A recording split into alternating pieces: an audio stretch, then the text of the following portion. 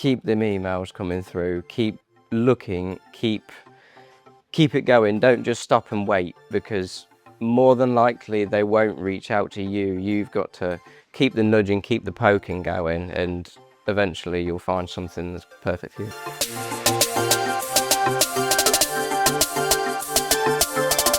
Welcome to Apprenticeships Unfiltered. Today we're going to take a deep dive into the apprenticeship pathway. If you'd all like to introduce yourselves. Yes, I'm David Lewington. I'm the Head of Sales at Fruehauf Trailers in Grantham. I'm Jackie Fisher. I work for Priory Academies, which are a multi-academy trust around Lincoln, Lincolnshire and a school in Nottinghamshire.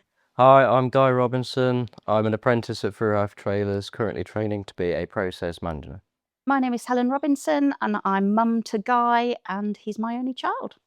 Sometimes job starting dates are when they have to be in school. That's another barrier that you're having to face. It is. It's a really difficult barrier. Actually, you can't just wait until you've finished your T-level course or your level 2 and then you suddenly start applying for apprenticeships, because it doesn't work like that. Businesses do not have an academic year.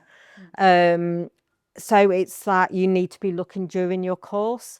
The main misconception is that students think they're easy to get. They think it's just like applying for a course at college and you've got, as long as you meet the requirements, you've got a good chance of getting on. They also think that we'll find it for them. And it is getting them to understand it's like applying for a job. It's exactly the same: hard work, professionalism, approaching, like it's that going to employers, because they're not going to come to you and they might not even be advertising. And it's saying it, being like Guy, it's an absolutely wonderful example of going to a company and showing you enthusiasm, and that's the best way to get on. I just want to bring you back in because you quite clearly helped Guy along this path. Tell me how you found that. Yeah, well, we were lucky that we'd already had a visit to the Fruehauf factory through the Grantham College, and we'd got some connections there. We'd got a name to ring and an email to write to. But rather than sit back and wait and hope every week that there might be, oh, would you like to come and join us, Guy? We took it upon ourselves to make that phone call and make that approach. So we were not bombarding with emails, but just generally catching up every now and again, once every 3 weeks or something. Oh, have you thought about it? Is there any opportunities coming forward? To try and tie in with term starts and things like that. So when we looked online for apprenticeships, they often have fixed starting points on the curriculum calendar. And then all of a sudden, it's a mad rush and everybody in that age range is doing or applying for the same thing. And that wasn't working. We often found that we'd missed important deadlines.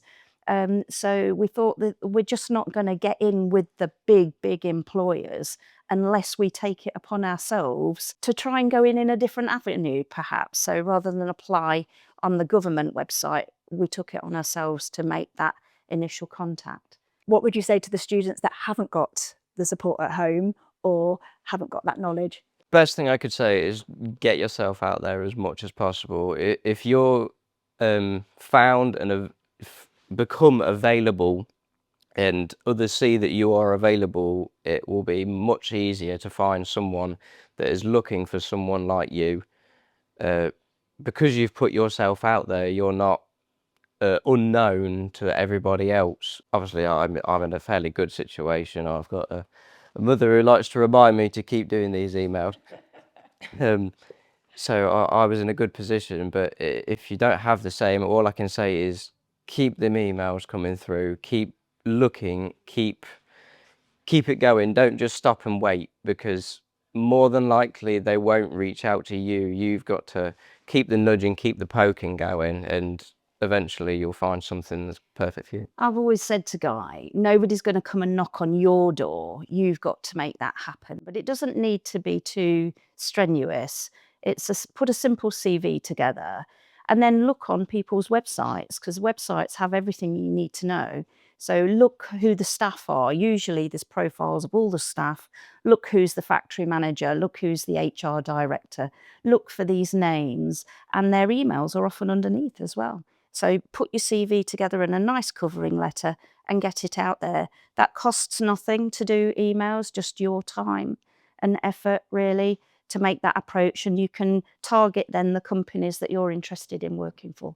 And that's great advice. But I suppose the next bit of that is, and follow it up like you did. Yes, You both did. Don't just send it out to loads of ring up. Did you get my CV? I suppose I was going to say, I think that's the key, to be honest. So as a company, we would maybe receive 100 to 200 applications a year from young people looking to join us. So how do you differentiate between them all? They've all got similar college results. They've all got similar ticks in the boxes. It's what the individual does to stand out that makes the difference. And, you know, it isn't easy taking on apprentices in today's modern business environment. It is quite tricky financially, and what you're trying to manage as a business, weaving in apprentices to your company. When somebody comes along and they show genuine enthusiasm and interest, and, you know, your friendly reminding of us is actually really important. So you stood out from the other 100 and odd people because they just sent a CV in to 100 companies and hoped somebody would phone them.